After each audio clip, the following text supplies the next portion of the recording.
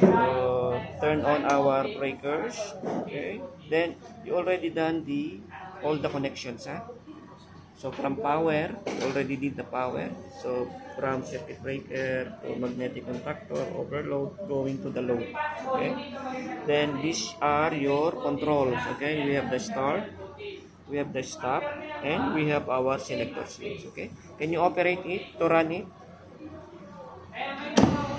Okay, so release. Okay, so that green is our run indication. Magnetic contactor energized.